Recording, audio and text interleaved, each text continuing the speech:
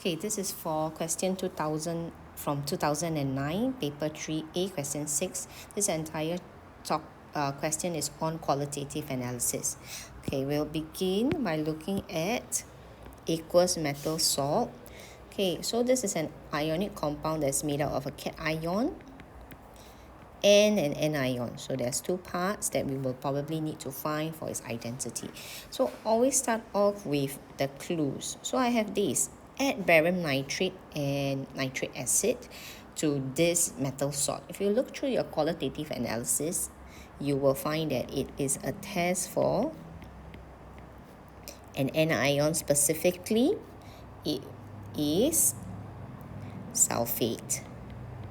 So that means, and it produces a white precipitate, isn't it?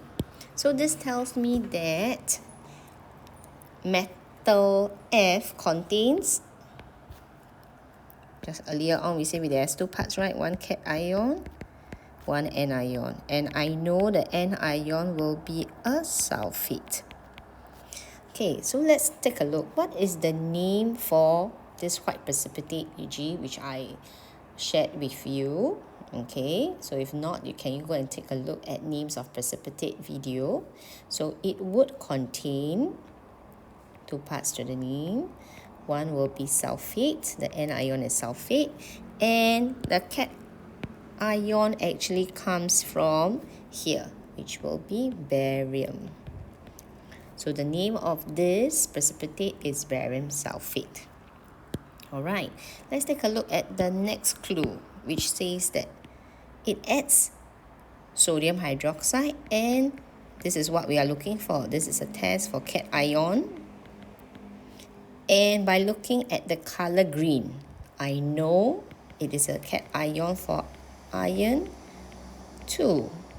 Now, can you tell me what is the name for the green precipitate? Okay, refer to your qualitative analysis notes again.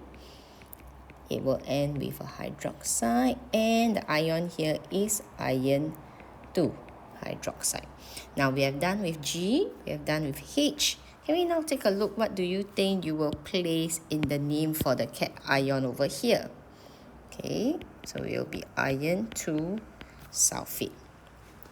So now we are left with the next one. So let's take a look.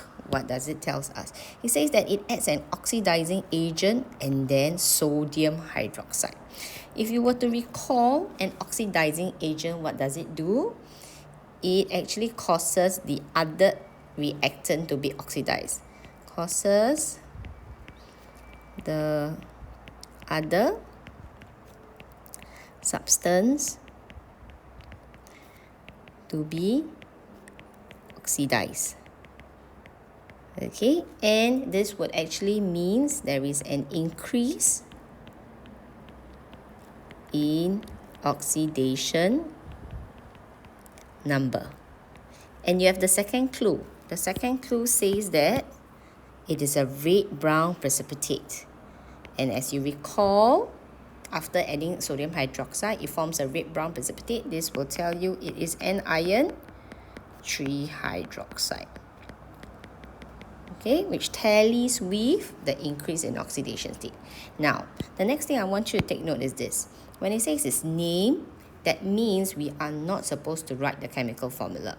Okay, you are only supposed to write out its name. So let's start writing its name. White precipitate, G.